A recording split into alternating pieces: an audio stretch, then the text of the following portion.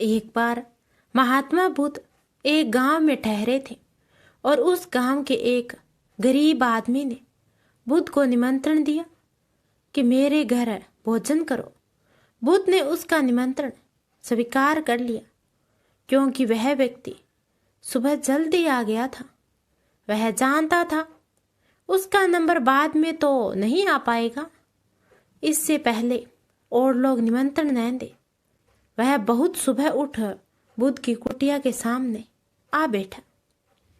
उसकी बड़ी तमन्ना थी कि जीवन में एक बार बुद्ध उसके यहाँ भी भोजन ग्रहण करे। वह निमंत्रण दे ही रहा था कि इतनी देर में गांव के किसी धनी व्यक्ति ने आकर बुद्ध को कहा कि आज का भोजन मेरे घर ग्रहण करे। बुद्ध ने कहा, आज का तो निमंत्रण आ चुका है। इस प्रेमी ने आज अपने घर बुलाया है। उस अमीर आदमी ने उस आदमी की तरफ देखा और कहा, इसका निमंत्रण, शायद इसके पास तो अपने खाने के लिए भी कुछ नहीं होगा। इसके तो खुद कई फांके पड़े होते हैं। तब उसने उसकी तरफ देखकर उससे पूछा, क्या मैं कुछ गलत कह रहा हूं? उस व्यक्ति ने गर्दन हिलाकर हामी भर दी।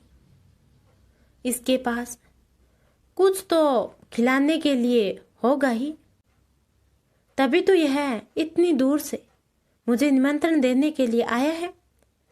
जो भी हो, इसके पास जो भी होगा, अब निमंत्रण तो इसी का स्वीकार कर चुका हूं और इसी के घर भोजन करूंगा।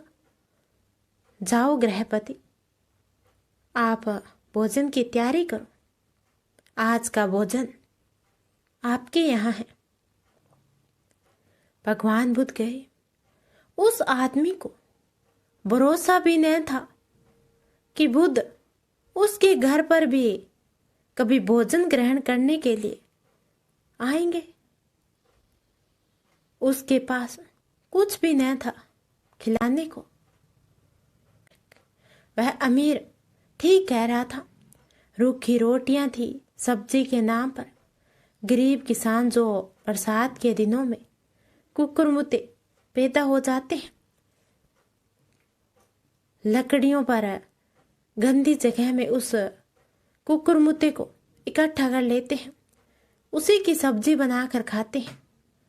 कभी कभी ऐसा होता है कि कुकुरमुते पॉइजन्स हो जाते हैं, जहरीले हो जाते हैं सांप वगैरह के गुजरने के कारण।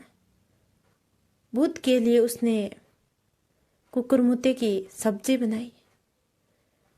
वह एकदम कड़वी जहर थी, मुंह में रखना भी मुश्किल था, लेकिन उसके पास एक ही सब्जी थी। तो भगवान बुद्ध ने यह सोचकर कि अगर मैं कहूं कि यह सब्जी कड़वी है तो यह कठिनाई में पड़ जाएगा।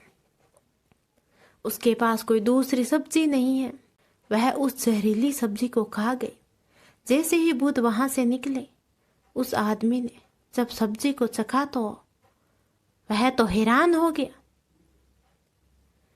यह क्या? यह तो कड़वी जहर सब्जी थी। वह भागा हुआ आया और उसने कहा कि आप क्या करते रहे? वह तो जहर है। वह छाती पीट कर रोने लगा।